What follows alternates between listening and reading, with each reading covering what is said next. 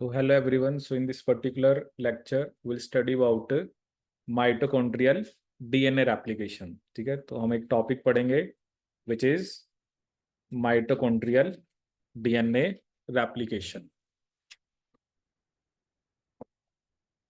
Mitochondrial DNA replication.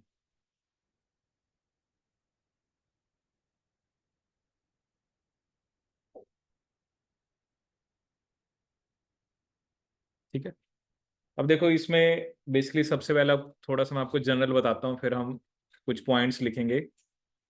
Actually क्या होता है कि जो माइटोकॉन्ड्रिया है, ठीक है, जैसे कि हमने पहले भी डिस्कस किया था, इसके अंदर वी हैव टू स्ट्रैंड. एक होता है आपका एच स्ट्रैंड और एक होता है आपका एच स्ट्रैंड. ठीक है, तो इसमें मान लो जो बाहर वाला है, जो आउटर वाला है, उसको मान लो मैं लिख रहा हूँ एच स्ट्रैंड. क्या लिख रहा हूँ? H strand. और जो इनर वाला है उसको हम क्या लिख रहे हैं? For example your L strand. क्या होता है? L strand. ठीक है, अब क्या होता है कि जो बेसिकली यहाँ पर एक रीजन होता है जिसे बोलते हैं नॉन कोडिंग रीजन. ठीक है, इसको भी अभी हम डिस्कस करेंगे. ठीक है, ये दिखा रखा ना, ये सारा, ये जो नॉन कोडिंग रीजन है इसको उसने एक्सपेंड करके दिखा रखा है. मतलब ये जो सारा पोर्शन है ये कौन सा है? नॉन कोडिंग रीजन वाला.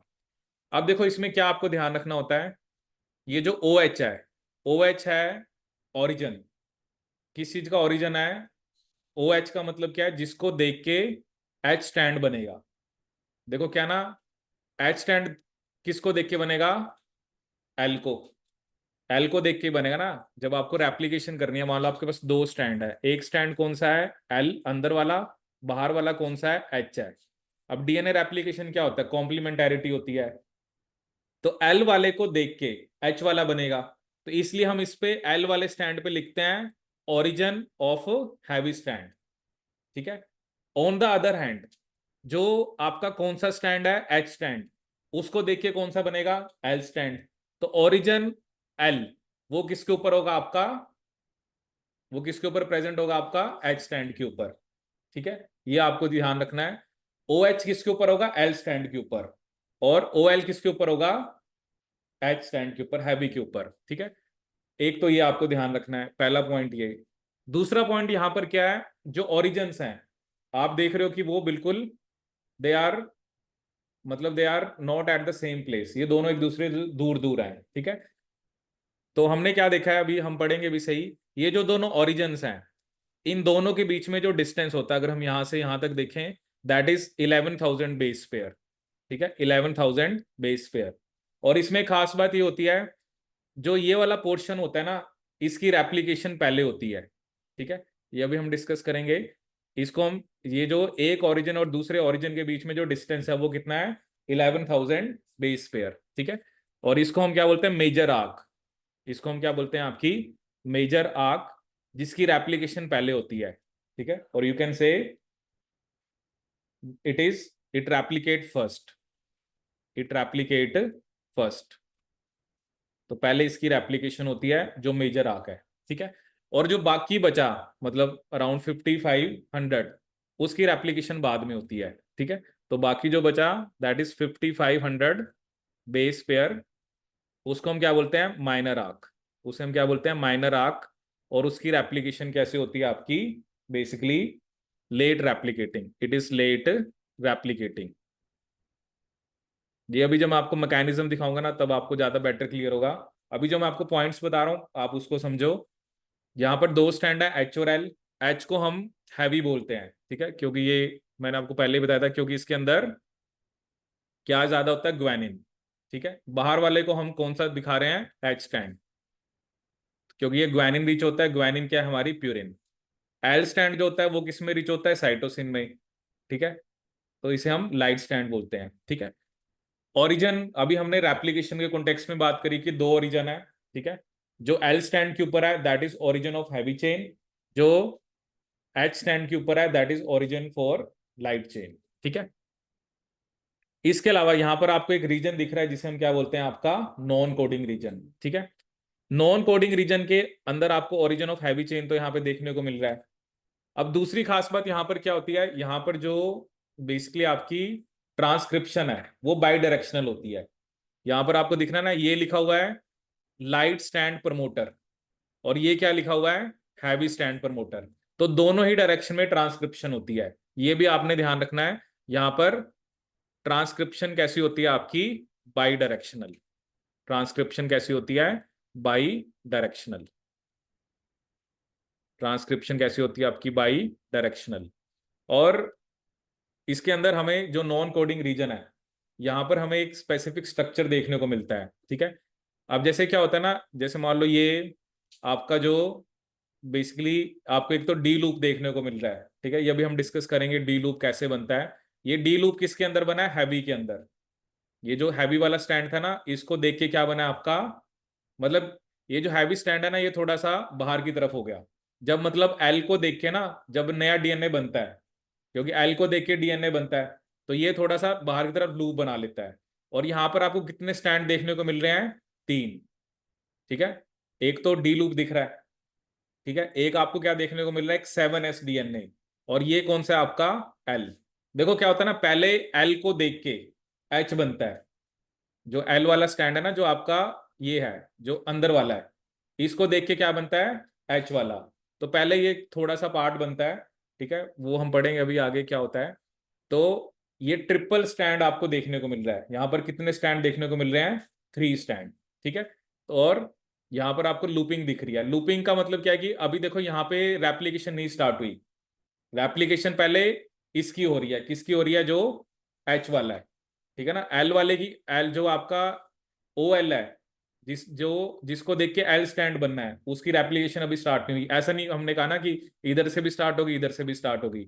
अभी रेप्लिकेशन सिर्फ यहां से स्टार्ट हुई है। मतलब पहले एल को देख के एच वाला बनना स्टार्ट होता है, ठीक है। वो हम अभी आगे पढ़ेंगे कि कब आपका एल एक्टिवेट होगा, और फिर उसको देख के आपका बेसिकली ओ एल जो है, मतलब कब आपका एच वाले को देख के एल वाला बनेगा, ठीक है। बस इन दोनों चीजों में कंफ्यूज मत होना कि जो ओ एच है, ओ एच क्या है, origin for heavy stand synthesis. But वो होगा किसके ऊपर, लाइट वाले स्टैंड के ऊपर। ओ एल का मतलब है origin for light stand synthesis, but it will be present on heavy stand, ठीक है। पहले क्या होता है, पहले जो है, पहले हैवी स्टैंड बनता है एल वाले को देख के, ठीक है। पहले उसकी रेप्लिकेशन स्टार्ट होती है। इसकी अभी हम डिस्कस करेंगे मैकेनिज्म में, इसकी बाद में स्टार्ट होती है, ठीक है। तो और यहां पर देखो ये लिखा ना, नॉन कोडिंग, ठीक है। फिर ये कुछ रीजन दिखा रखे हैं, जैसे ग्रीन वाला एमआरएनए है, और ये राइबोसोमल आरएनए है। क्योंकि हमने देखा ना, वर्टिब्रेट जो माइटोकॉन्ड्रियल डीएनए है वो 13 प्रोटीन्स बनाता है, उसके लिए उसको एमआरएनए बनाना पड़ेगा। राइबोसोमल आरएनए कितने बनाता है, वो 2। टीआरएनए कितने बनाता है, वो 22। तो ये जो आपको अलग अलग कलर्स दिख रहे हैं ना, दे आर इंडिकेटिंग की genes for ribosomal RNA, messenger RNA and transfer RNA synthesis, ठीक है। इसके अलावा यहाँ पे सीएसबी, सीएसबी कहां पर दिखा रखे हैं, नॉन कोडिंग रीजन में, ठीक है। ये कुछ कंजर्व्ड सीक्वेंस बॉक्स होते हैं, ठीक है। CSB stands for conserved sequence box, conserved sequence box. और टीएएस क्या होता है आपका, termination associated sequence, termination associated sequence, termination associated sequence. तो इसका क्या मतलब है, टर्मिनेशन एसोसिएटेड सीक्वेंस। आप देखो ना, ये उसने 7s दिखाया है नॉन कोडिंग रीजन में, कि एक थोड़ा सा डीएनए का पार्ट बना, उसके बाद रेप्लिकेशन वहां पे रुक गई, ठीक है ना। वही है ना, आपने देखो ये जो एल वाला स्टैंड है, इसको देख के आपने डीएनए बनाना स्टार्ट करा, बट वो यहीं पे रुक गया, ठीक है। तो एक्चुअली क्या होता है, ये जो हम कहते हैं ना, ये जो ट्रिपल स्टैंडर्ड स्ट्रक्चर बनता है, ठीक है, या जो डी लूप स्ट्रक्चर बनता है, या ये एक तरह से कंट्रोल रीजन होता है। ये ट्रांसक्रिप्शन और रेप्लिकेशन दोनों को कंट्रोल करता है, ठीक है। तो उसका मैकेनिज्म कॉम्प्लेक्स होता है, उसमें हम नहीं जाएंगे। तो हमें कुछ पॉइंट्स हैं जो मेनली याद रखने हैं, ठीक है। डी लूप एप्लीकेशन अभी आपको क्लियर हो जाएगी कि डी लूप का क्या मतलब है, ठीक है। ये इसके अंदर सारा का सारा मतलब, जो नॉन कोडिंग रीजन है, ये कंट्रोल रीजन है। ये इस चीज को कंट्रोल करता है कि कब रेप्लिकेशन करानी है, कब ट्रांसक्रिप्शन करानी है, ठीक है।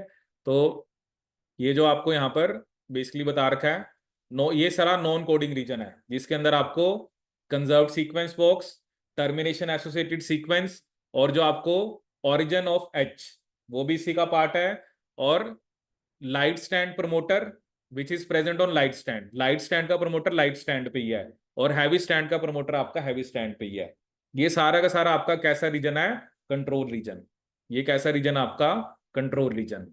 ठीक है।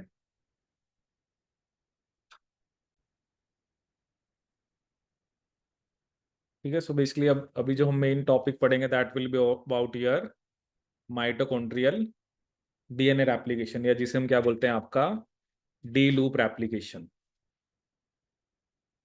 ठीक है, तो कुछ पॉइंट्स लिखते हैं और फिर हम इस रेप्लिकेशन को समझेंगे। ठीक है, ये जो डी लूप रेप्लिकेशन है ये सिर्फ सर्कुलर डीएनए की होती है। ठीक है, जैसे माइटोकॉन्ड्रियल डीएनए अगर सर्कुलर है तब उसकी डी लूप क्या होगी? रेप्लिकेशन। तो जिन माइटोकॉन्ड्रियल जो डीएनए लीनियर होता है they do not show D loop replication, ये सिर्फ सर्कुलर डीएनए के ऊपर एप्लीकेबल है। ठीक है, देखो अब इसमें क्या फर्क है, पहले ऑब्वियसली अगर हम इसको कंपेयर करें नॉर्मल डीएनए रेप्लिकेशन जो हम पढ़ते हैं, तो इसको हम क्या बोलते हैं? Replication is special.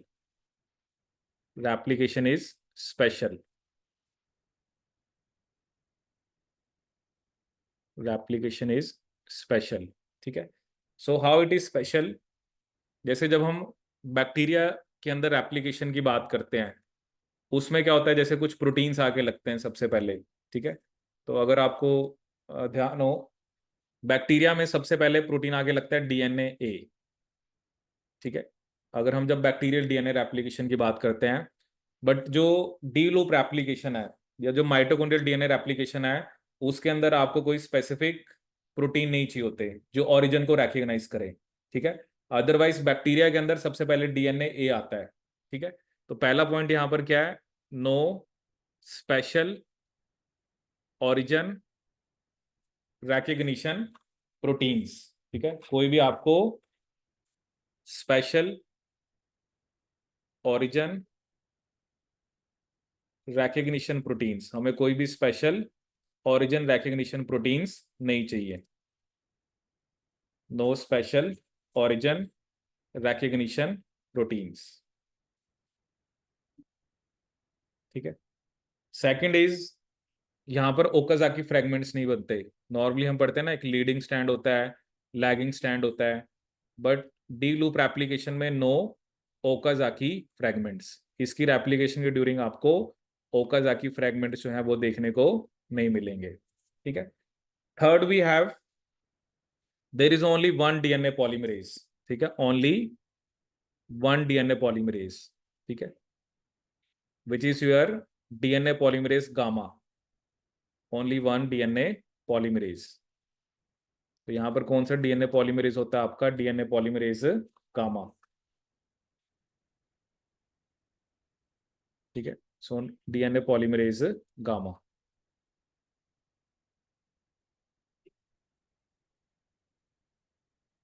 DNA polymerase gamma. ठीक है, जैसे नॉर्मली रेप्लिकेशन के टाइम पे एक रेप्लिकेशन बबल बनता है। बबल मतलब कि जहां पर आपका एक तरह से ओपन अप हो जाता है। ठीक है, तो ऐसा कुछ रेप्लिकेशन बबल भी आपको यहाँ पर देखने को नहीं मिलेगा। No replication bubble. No replication bubble. And next point is कि यहाँ पर रेप्लिकेशन एसिमेट्रिक है। जैसे वही है ना कि जो दोनों ओरिजिन है वो मैंने आपको दिखाया ना, they are 11,000 base pair apart. तो ऐसे नहीं है कि दोनों ओरिजिन्स एक साथ रेप्लिकेशन को स्टार्ट करते हैं। ठीक है, पहले मैंने आपको बताया जो ओ एच है which is on L stand, पहले वहां से रेप्लिकेशन स्टार्ट होती है, और बाद में जो ओ एल है जो एच स्टैंड के ऊपर, उसको देख के रेप्लिकेशन बाद में स्टार्ट होगी। ठीक है, so replication is asymmetric. Replication is asymmetric. Replication is asymmetric. ठीक है, और ये जितने भी जनरली आपको जो प्रोटीन्स चाहिए, ठीक है, चाहे वो आपका डीएनए पॉलीमरेज है, क्योंकि डीएनए पॉलीमरेज माइटोकॉन्ड्रियल जीनोम तो नहीं बनाता, ठीक है ना। जो हम कह रहे हैं ना डीएनए पॉलीमरेज गामा, ये कहाँ से बन के आएगा, ये न्यूक्लियर डीएनए के एमआरएनए से बन के आएगा, ठीक है। जो आपको यहाँ पर, और ऑब्वियसली इसके पास प्रूफ रीडिंग एक्टिविटी होती है which is 3' to 5' exonuclease activity, exonuclease activity, ठीक है। तो पॉलीमरेज गामा चाहिए आपको, हेलिकेज, यहाँ पर जो हेलिकेज हमें चाहिए होता है उसका एक स्पेसिफिक नाम होता है ट्विंकल। जो माइटोकॉन्ड्रियल डीएनए रेप्लिकेशन के अंदर जो हेलिकेज होता है उसका क्या नाम होता है आपका, ट्विंकल, ठीक है। आपको जो आरएनए पॉलीमरेज चाहिए, ये सारे के सारे जो प्रोटीन्स हैं ये कहाँ से बनकर आएंगे आपके न्यूक्लियर जीनोम से, ठीक है। क्योंकि 99% से ज्यादा जो प्रोटीन्स है वो कहाँ से बन के आते हैं आपके न्यूक्लियर जीनोम से, ठीक है। तो या जैसे आपको लाइगेज चाहिए या कुछ सिंगल स्ट्रैंड बाइंडिंग प्रोटीन चाहिए, क्योंकि आप देख रहे हो ना वो माइटोकॉन्ड्रिया डीएनए तो बना ही नहीं रहा, माइटोकॉन्ड्रियल डीएनए सिर्फ 13 प्रोटीन्स बनाता है, और वो तो इलेक्ट्रॉन ट्रांसपोर्ट के लिए चाहिए। पॉलीमरेज, हेलिकेज, जितने भी प्रोटीन्स हैं वो सारे के सारे आपके न्यूक्लियर जीनोम एनकोड करेगा, that will be encoded bye nuclear genome, that will be encoded bye nuclear genome, ठीक है। So this is how it's replication is special. यहाँ पर कोई ओरिजिन नहीं, कोई स्पेशल प्रोटीन नहीं आते जो ओरिजिन के ऊपर आगे लगते हैं, ठीक है। कोई ओकाजाकी फ्रैगमेंट नहीं बनना, एक ही पॉलीमरेज यहाँ पर रेप्लिकेशन करेगा, कोई रेप्लिकेशन बबल नहीं बनता, और रेप्लिकेशन एसिमेट्रिक है। एसिमेट्रिक का मतलब यही है कि जैसे आपने दिखाया था, ये आपका एक यहाँ पर ओरिजिन किसके लिए है, ओरिजिन ऑफ एच, और दूसरा जो ओरिजिन है फॉर एल स्टैंड, मतलब एल स्टैंड बनाने के लिए जो एच के ऊपर होता है, तो वो दोनों एक दूसरे से दूर दूर है, ठीक है। तो अभी मैंने आपको देखा ना, पहले कौन सी रेप्लिकेशन होती है, जो मेजर आर्क है विच इज 11,000 बेस पेयर, उसके बाद जो माइनर आर्क है उसकी रेप्लिकेशन होती है, ठीक है। तो यही मैकेनिज्म अब हम उसको समझेंगे, और फिर इस पे बेस्ड हम आपके जो क्वेश्चंस आए हुए हैं उसको डिस्कस करेंगे, ठीक है।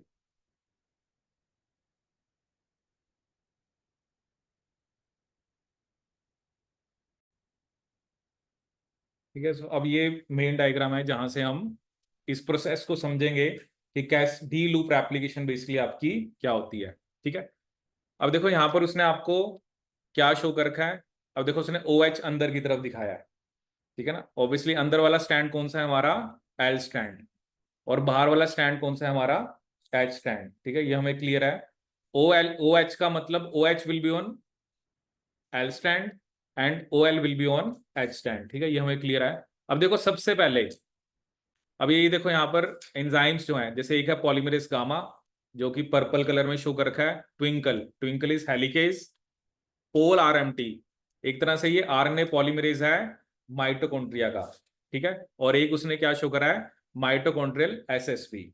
अब देखो क्या होता है ना, जो पॉलीमरेज होते हैं उनकी एक रिक्वायरमेंट होती है, उनको ना प्राइमर चाहिए होता है, मतलब उनको एक फ्री 3' OH ग्रुप चाहिए होता है, और उनको सामने टेम्पलेट चाहिए होता है, ठीक है। तो क्या होता है, अब जैसे हमें एप्लीकेशन यहाँ से स्टार्ट करनी है, तो आरएनए जो पॉलीमरेज है वो थोड़ा सा ना आरएनए बना देता है, ताकि पॉलीमरेज को क्या मिल जाए, फ्री 3' OH ग्रुप, ठीक है। कोई भी डीएनए पॉलीमरेज होता है उसकी दो रिक्वायरमेंट होती हैं, उसको टेम्पलेट चाहिए जिसमें इंफॉर्मेशन है, जिसको देख के वो डीएनए बनाएगा, और उसको 3' OH ग्रुप चाहिए होता है।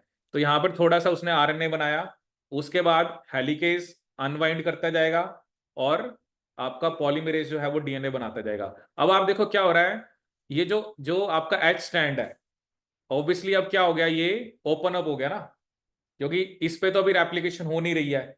तो ये आपको दिख रहा होगा, ये एक डी बन गया, ये बन गया ना, एक डी बन गया, ठीक है। तो ये क्या हुआ, ये वो स्टैंड है जो एच स्टैंड है, और ऑब्वियसली ये सिंगल स्टैंडर्ड हो गया। तो इसको स्टेबलाइज करने के लिए इसके साथ सिंगल स्टैंड बाइंडिंग प्रोटीन लगाने पड़ते हैं। वो नॉर्मली जब डीएनए रेप्लिकेशन हम प्रोकैरियोट्स यूकैरियोट्स में भी पढ़ते हैं, तब जब स्टार्टिंग के अंदर वहां पर रेप्लिकेशन बबल बनती है, वहां पर भी एसएसबी लगाने पड़ते हैं, ठीक है। अब आप देखो क्या हो रहा है, तो चलो जी रेप्लिकेशन तो स्टार्ट होगी, अब डी आपको दिख रहा है ना, ये डी, ठीक है ना। अभी जैसे हमने एक पिछली इमेज में क्या दिखा था, एक 7s डीएनए बना था, एक्चुअली वो क्या है ना, वो एक कंट्रोल रीजन है या नॉन कोडिंग रीजन है। ठीक है, वो बेसिकली बनता है, और बाद में जो रेप्लिकेशन करनी है या ट्रांसक्रिप्शन करनी है वो उस चीज को कंट्रोल करता है। ठीक है, अब देखो ना यहाँ पर आपको वैसे भी दिख रहा है कि 3 स्टैंड है, एक आपका एल, एक ये जो नया बन रहा है, और ये एक आपका जो एच स्टैंड है। ठीक है, अब देखो ये रेप्लिकेशन चलती जा रही है, जो आप इंटरनल वाले को देखो डॉटेड में दिखाई जा रहा है। ठीक है, चल रही है रेप्लिकेशन। ठीक है, ये रेप्लिकेशन आपकी चलती जा रही है। अब क्या होता है कि जब बेसिकली आपका जो ओरिजिन था कौन से वाला, एल, वो कौन से के ऊपर था, एच के ऊपर। जब ये रेप्लिकेशन मतलब जब चल रही है, और जब ये यहां तक पहुंच जाती है जहां पर ओ एल होता है, तो उस टाइम पे ना यहाँ पर एक हेयर पिन स्ट्रक्चर बनता है। ठीक है, उस हेयर पिन स्ट्रक्चर को देख के बेसिकली जो पॉलीमरेज है इसका, माइटोकॉन्ड्रियल जो आरएनए पॉलीमरेज है माइटोकॉन्ड्रिया का, उसको देख के वो क्या बनाता है, एक शॉर्ट आरएनए बनाता है, और उसके बाद जो रेप्लिकेशन है वो यहां पर भी चलने लग जाती है आपकी। ठीक है, ये हेयर पिन फॉर्मेशन होती है कहां पर, जहां पर ओरिजिन है एल, जिसको देख के हमने एच बनाना है। ठीक है, सॉरी, ओ एल को देख के हमने क्या बनाना है, एल बनाना है, क्योंकि एच के ऊपर है। ओ एल का मतलब क्या है, एल बनाना होगा या एच के ऊपर। ठीक है, अब इसको देख के भी देखो आपकी रेप्लिकेशन ऐसे चल रही है।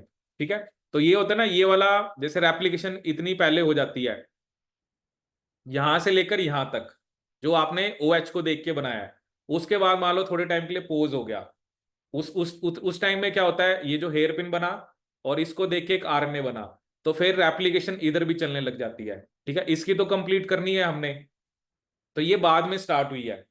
ठीक है ना, जो दूसरा जो आपका स्टैंड है जिसको हमने क्या बोला है, एच स्टैंड, जिसको देख के हमने ओ एल बनाना है, उसकी रेप्लिकेशन देखो आप क्या हुई है, बाद में स्टार्ट हुई है। ये देखो ना, इसकी रेप्लिकेशन हमने दोनों की रेप्लिकेशन को साइमल्टेनियसली नहीं स्टार्ट किया, इसकी रेप्लिकेशन ओ एच को देख के रेप्लिकेशन आपकी पहले स्टार्ट हुई। ठीक है, जब ये यहां तक पहुंच जाती है जहां पर ओरिजिन है कौन सा, एल वाला, जो एच स्टैंड के ऊपर है। ठीक है, तब जाके वहां पर एक हेयर पिन स्ट्रक्चर बनता है, जिसको देख के आपका एक जैसे आरएनए पॉलीमरेज आके वहां पर एक शॉर्ट आरएनए बनाएगा, और उसको देख के फिर इधर भी रेप्लिकेशन आपकी क्या होगी, बेसिकली आप देख रहे हो ना, एसएस भी हटते जाएंगे। जो देखो बाहर वाला बोल्ड था ना जो ब्लैक में था, वो आपका एच है, देखो उसके ये हटते जाएंगे, और उसको देख के ऐसे नया डीएनए बनता जाएगा, और अल्टीमेटली आपके पास 2 माइटोकॉन्ड्रियल डीएनए बन गए। ठीक है, बाद में चलो आरएनए वगैरह जो होता है उसको हटा दिया जाता है, और लाइगेज लाइगेट कर देगा। That is why we are calling it D loop replication. ठीक है, एक तो होता ना, या तो दोनों की साइमल्टेनियसली स्टार्ट हो जाती, ऐसा नहीं है।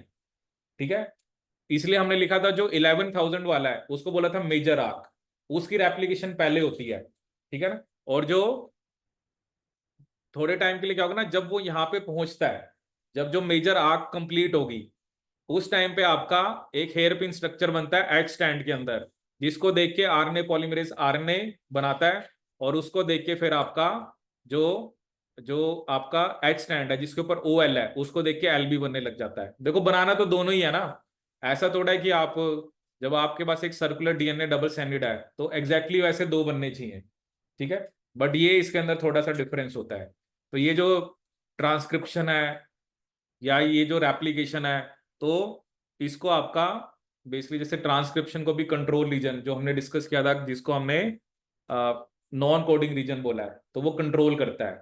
ठीक है, तो ये कुछ आपको पॉइंट्स इससे रिलेटेड याद रखने हैं। ठीक है, तो polymerase gamma, twinkle, RNA polymerase, ये सब कहाँ से बन के आएंगे, न्यूक्लियर जीनोम से। ठीक है, अब मैं आपको कुछ क्वेश्चन दिखाता हूं, और फिर हम देखते हैं कि कौन सी स्टेटमेंट इसके अंदर करेक्ट और इनकरेक्ट है।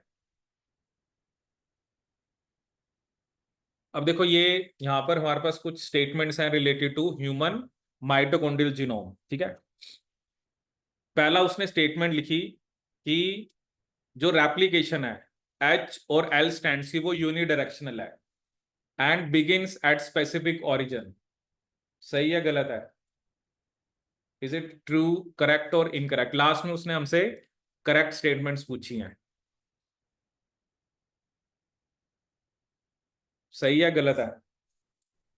देखो क्या ना, आप जब एक स्टैंड को देख रहे हो तो एक स्टैंड पे तो एक ही तरफ बन रहा है ना, तो यूनिडायरेक्शनली है। चलो उसकी उसकी ऐसे बनी, उसका ओरिजिन ऐसे था, हुई तो यूनिडायरेक्शनली ना। ये थोड़ा है कि आपके पास ये था, आपने एक ही स्टैंड पे इधर भी बना रहे हो उधर भी बना रहे हो, ऐसा तो नहीं था ना। तो उसमें यूनि डायरेक्शन लिया, दोनों स्टैंड्स के ऊपर जो रेप्लिकेशन है वो यूनि डायरेक्शनल है। सो ये स्टेटमेंट आपकी करेक्ट है। बी उसने लिखा majority of mitochondrial genes and code for protein products. Human mitochondrial genome की बात हो रही है। Majority of genes protein products बनाते हैं। कितनी जीन्स हैं टोटल, प्रोटीन्स कितने बना रहे हैं, तो ये मेजोरिटी तो नहीं हुई, मतलब आउट ऑफ 37 24 तो आरएनए बना रहे हैं, तो ये स्टेटमेंट तो गलत है। ठीक है। Though the mitochondrial genome is extremely compact the genes never show any sequence overlap. वैसे तो जीनोम का साइज छोटा है 16.5 KB, वो कह रहे हैं कि जो जीन्स हैं वो मतलब अलग अलग ही हैं, ओवरलैप नहीं है। ठीक है।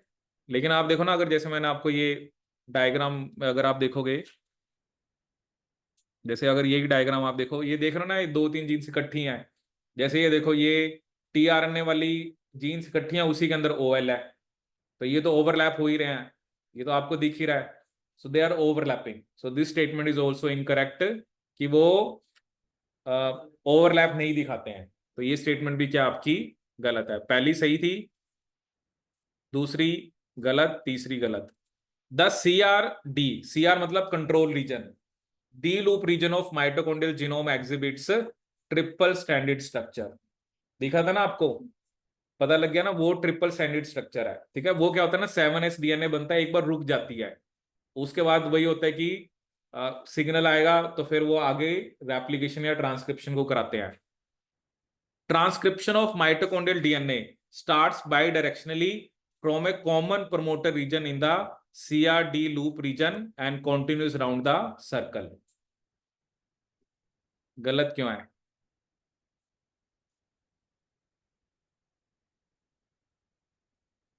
क्या लिखा है कि बाई डायरेक्शनली होती है, और रीजन तो वही है ना, जो नॉन कोडिंग रीजन है वो कॉमन ही है, ओरिजिन कॉमन नहीं है रेप्लिकेशन वाले। अगर आप देखो ना, वो कॉमन इसलिए बोल रहा है क्योंकि ये जो रीजन है, ये जो आपका ये जो रीजन है, इसी के अंदर है ना दोनों का प्रमोटर ही, कि लाइट लाइट वाला भी इधर ही है और लाइट स्टैंड वाला हैवी वाला भी इधर ही है। अलग अलग जगह नहीं है ना, ओरिजिन से अलग अलग है। अगर वो ऐसा कुछ लिखता ना कि ओरिजिन जो है वो एक ही जगह पे है, वो स्टेटमेंट गलत हो जाती। लेकिन transcription of mitochondrial DNA bidirectionally start होती है from a common promoter region in the CRD loop region. ठीक है। क्योंकि ये पूरा का पूरे रीजन को वो क्या बोल रहे हैं, CRD लूप रीजन। ठीक है। तो बी और सी गलत है। देखो बी और सी तो पक्का ही गलत है ना, देखो इसमें भी बी है, इसमें भी बी है, इसमें भी बी है, तो एक ही ऑप्शन करेक्ट बनी, ए, डी और ई। ठीक है। तो ये हमारा एक तो, देखो एक क्वेश्चन तो ये आ रखा है नेट के एग्जाम में। ठीक है। दूसरा क्वेश्चन, जैसे कुछ स्टेटमेंट्स हमने पहले भी देखी थी, और उस क्वेश्चन को अब हम कंप्लीट देखते हैं। अब वो कह रहे कि ये कुछ स्टेटमेंट्स हैं माइटोकॉन्ड्रिया के बारे में, इसमें भी आपको करेक्ट बतानी है। The D loop of mitochondrial genome is required for replication but not for the regulation of transcription. ठीक है। ये स्टेटमेंट आपकी गलत है। ये जो डी लूप बनता है ना, ये एक्चुअली रेप्लिकेशन के लिए भी चाहिए और ट्रांसक्रिप्शन की रेगुलेशन, वो हमने डिस्कस नहीं करा, क्योंकि वही मैंने आपको बताया ना, जो कंजर्व्ड सीक्वेंस बॉक्स हैं वो इस चीज को कंट्रोल करते हैं। तो कि ट्रांसक्रिप्शन को कब कराना है कब नहीं कराना है, तो हम वो कंजर्व्ड सीक्वेंस बॉक्स का जब हम डिटेल में देखना पड़ेगा, तो उसमें अभी इतना नहीं जाना। आप बस ये याद रखना कि रेप्लिकेशन और रेगुलेशन ऑफ ट्रांसक्रिप्शन दोनों के लिए डी लूप होना जरूरी है। L strand of mitochondrial possess more cytosine. ठीक है। तो ये स्टेटमेंट क्या हमारी सही है, पहली वाली गलत है, दूसरे वाली सही है। In plants most mitochondrial tRNA are encoded by the nuclear genome and imported into the mitochondria. ठीक है। लेकिन एनिमल्स के अंदर सारे माइटोकॉन्ड्रियल टीआरएनए आपका माइटोकॉन्ड्रियल जीनोम ही बनाता है। ठीक है। तो ये स्टेटमेंट हमारी सही है। साइक्लोहेक्सिमाइड, ठीक है, एक्चुअली ये दो एंटीबायोटिक्स होती हैं। एक होता है क्लोरामफेनिकोल, ये जब हम ट्रांसलेशन इनहिबिशन पढ़ते हैं ना, तो वहां पर मेनली हम डिस्कस करते हैं क्लोराम फेनिकोल। तो यहाँ पर थोड़ा सा मैं आपको बता देता हूँ इनके बारे में। क्लोराम फेनिकोल होती है एक एंटीबायोटिक, और एक एंटीबायोटिक का नाम होता है साइक्लोहेक्सिमाइड। ठीक है, तो जनरली क्या होता है कि दोनों की दोनों ही पेप्टाइडल ट्रांसफेरेज एक्टिविटी को इनहिबिट करते हैं। ठीक है, लेकिन जो क्लोरामफेनिकोल है, पेप्टाइडल ट्रांसफेरेज एक्टिविटी होती है राइबोसोमल आरएनए के पास। क्लोरामफेनिकोल इनहिबिट करता है 23S राइबोसोमल आरएनए को। ठीक है, जो कि होता है बैक्टीरिया में जनरली। और साइक्लोहेक्सिमाइड इनहिबिट करता है 28S राइबोसोमल आरएनए को, जो कि होता है आपके यूकैरियोट्स के अंदर। ठीक है, अब उसने लाइन क्या लिखी, cycloheximide inhibit protein synthesis by mitochondrial ribosome but does not affect eukaryotic cytosolic ribosome. ये स्टेटमेंट गलत है। साइक्लोहेक्सिमाइड इनहिबिट ही साइटोसोलिक राइबोसोम को करता है, लेकिन जो क्लोरामफेनिकोल होता है वो क्लोरोप्लास्ट और माइटोकॉन्ड्रिया के राइबोसोम को इनहिबिट करता है। ठीक है, इसने उल्टा लिख दिया। अगर ये लिखता ना कि यूकैरियोटिक साइटोसोलिक राइबोसोम्स को करता है, माइटोकॉन्ड्रियल राइबोसोम्स को नहीं करता है, तब ये स्टेटमेंट सही होती। ठीक है, दोनों की दोनों एंटीबायोटिक्स ट्रांसलेशन को इनहिबिट करती हैं, क्योंकि जब पेप्टाइड बॉन्ड ही नहीं बनेगा तो फिर कैसे प्रोटीन बनेगा। ठीक है, और कुछ ऑर्गेनिजम्स के अंदर लीनियर माइटोकॉन्ड्रियल डीएनए होता है। ये स्टेटमेंट भी सही है। तो इसमें आपका बी, सी और ई, तो इसका आंसर बनेगा डी। ठीक है, तो इसके अंदर आपका जैसे डी गलत है, ए गलत है। ठीक है, अब वही है ना, देखो अब जिसने एंटीबायोटिक्स पढ़ी होंगी, अब क्वेश्चन के अंदर देखो क्या क्या उसने डाल दिया। मान लो बाकी स्टेटमेंट्स आपने माइटोकॉन्ड्रिया के बारे में पढ़ी हुई हैं, बट अगर आपको एंटीबायोटिक नहीं पता, एंटीबायोटिक्स को ये हम पढ़ते हैं जब हम ट्रांसलेशन पढ़ते हैं मॉलिक्यूलर बायोलॉजी के अंदर, वहां पर मतलब ये एक टॉपिक होता है और इस पे भी क्वेश्चन आता है। अलग अलग टाइप की एंटीबायोटिक्स होती हैं, जैसे अगर मैं आपको बताऊं, प्यूरोमाइसिन होती है, स्ट्रेप्टोमाइसिन, क्लोरामफेनिकोल, साइक्लोहेक्सिमाइड, एरिथ्रोमाइसिन। ठीक है, वहां पर हम कुछ टॉक्सिन्स भी पढ़ते हैं, डिप्थीरिया टॉक्सिन, आपका टेटनस कहाँ से आ गया, टेटनस तो न्यूरोटॉक्सिन होता है, और एक होता है राइसिन। ये सब हम बेसिकली तब पढ़ते हैं जब हम ट्रांसलेशन इनहिबिशन की बात करते हैं। तो वहां पर ये स्पेसिफिक पॉइंट पे फोकस किया जाता है कि ये दोनों antibiotics they inhibit translation, but chloramphenicol is mainly inhibiting, और क्लोरामफेनिकोल को हम बैक्टीरियल ट्रांसलेशन को इनहिबिट करने के लिए यूज करते हैं। क्योंकि बैक्टीरिया में जनरली हम वही कह देते हैं ना, क्लोरोप्लास्ट और माइटोकॉन्ड्रिया का सिस्टम तो बैक्टीरिया जैसा ही है। तो ये जो क्लोरोप्लास्ट और माइटोकॉन्ड्रिया उसमें भी ट्रांसलेशन को इनहिबिट कर देती है। बट साइक्लोहेक्सिमाइड जो 80S राइबोसोम है, क्योंकि 28S राइबोसोमल आरएनए आपकी 60S सब यूनिट का पार्ट होता है, और 60S सब यूनिट की बात हम कर रहे हैं तो हम यूकैरियोटिक राइबोसोम्स की बात कर रहे हैं। ठीक है, तो इसके अंदर आपका बी, सी और ई क्या आपका करेक्ट। ठीक है, ए और डी क्या आपका इनकरेक्ट। ठीक है, तो मतलब रिसेंट एग्जाम्स में आप देखोगे तो माइटोकॉन्ड्रिया के ऊपर इससे रिलेटेड क्वेश्चंस आ रहे हैं। तो माइटोकॉन्ड्रिया डीएनए एप्लीकेशन पता हो, और आपको माइटोकॉन्ड्रिया का जनरल पता हो। ठीक है, और एक और कंसेप्ट हम पढ़ेंगे जिसमें हम प्रोटीन, ऑब्वियसली प्रोटीन तो बन बन गया फ्री राइबोसोम के ऊपर, अब उसके ऊपर सिग्नल होता है, तो उसको आउटर मेम्ब्रेन का पार्ट बनना है, इंटर मेम्ब्रेन स्पेस का पार्ट बनना है, इनर मेम्ब्रेन का पार्ट बनना है, या उसको मैट्रिक्स का पार्ट बनना है। ठीक है, सो फिर वो हम बेसिकली नेक्स्ट लेक्चर में देखेंगे आपका। ठीक है, so this is about mitochondrial DNA replication.